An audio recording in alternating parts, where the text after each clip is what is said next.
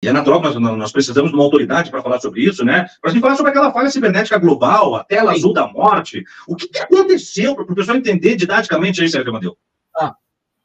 Olha, aconteceu o seguinte, existe uma empresa que é uma empresa especializada em segurança, ela foi montada em 2011, é uma empresa bastante qualificada e que a Microsoft contratou para fazer a camada de segurança final, o endpoint, do sistema operacional dela, né, do sistema operacional da Microsoft. E em algum momento ali, na hora de fazer uma atualização de segurança, né, que essa empresa era responsável, a CrowdStrike, né? Ela tinha uma solução que é o CrowdStrike Falcon. Ela tentou. Eu não tenho os detalhes últimos, tá? Porque a gente não leu nenhum paper ainda. O acontecimento foi muito recente. Sim. E eles dizem que foi uma falha humana na inserção dessa atualização em algumas máquinas. Aí ele insere numa máquina e vai atualizando as outras ao mesmo tempo, entende? Isso. Mas isso aconteceu em uma parte dos servidores da Microsoft, do serviço de nuvem dele, se radiou. É o Azure, que o pessoal fala. Azure. Microsoft é o provedor de nuvem deles. E foi para outros lugares, né? Então, por exemplo, quem tem contrato da Microsoft 365, você já deve... Aqueles que você tem tudo na nuvem, você só tem um terminal na sua casa, um computador com um HD muito pequeno, e você deixa tudo na nuvem. O que significa deixar na nuvem? Você acessa remotamente os seus arquivos, seus softwares, que estão hospedados, provavelmente, lá nos Estados Unidos, tá? Então, muitas empresas brasileiras, muitos bancos, muitas pessoas tinham os seus dados, seus sistemas naquela área da Microsoft Azure, teve um monte de problemas. Por quê? Porque houve uma falha na atualização da segurança desse sistema. É mais ou menos assim. A falha, me parece, que é que o sistema de segurança identificava, dentro do próprio sistema operacional da Microsoft, um ataque. E aí ela não deixava ligar, entendeu? Então é preciso estudar melhor isso, eles vão ter que divulgar o que aconteceu. E isso pode ser, inclusive, ter sido feito não por uma falha humana, por um treinamento falho de um modelo de inteligência artificial, que é o modelo que roda para detecção de intrusão. Mas isso é uma hipótese, a gente não tem essas informações, isso tudo é opaco, eles não divulgam, você não tem acesso ao código, etc. Mas o que me chama a atenção de tudo isso que aconteceu, eu chamo a atenção de todos que estão nos ouvindo agora. Sabe por quê? Olha o peso, a concentração de dados e de sistemas numa única empresa, que gera uma pane econômica no mundo, chamada de apagão.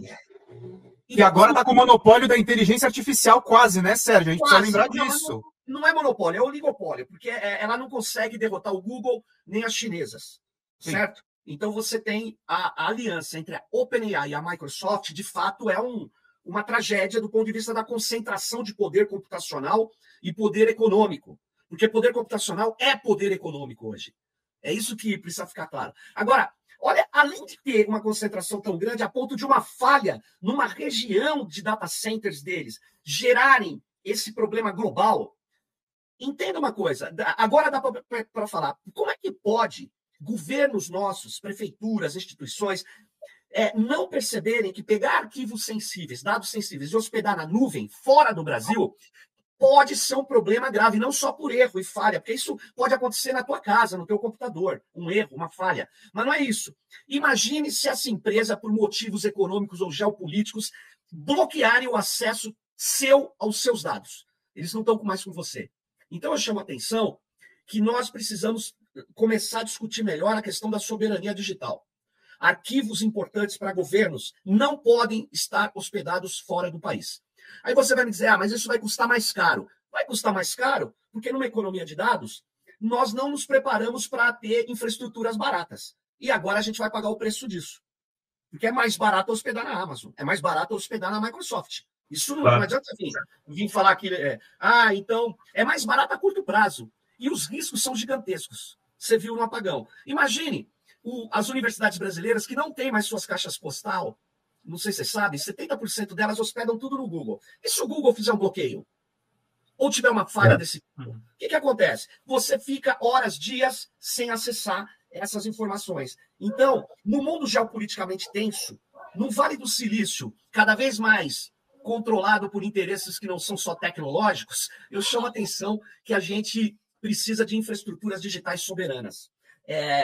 Essa pane mostrou o que acontece quando você está dependendo demasiadamente de um mediador que concentra os seus dados, os seus sistemas, e isso chama a atenção que a gente tem que pensar. Ele pode ser um pouco mais caro no primeiro momento, mas eu queria chamar a atenção de vocês. Essas hospedagens gratuitas todas aí, gente, o Google, nem a Microsoft, nem esses caras da Amazon, eles não são a madre de Teresa de Calcutá digital.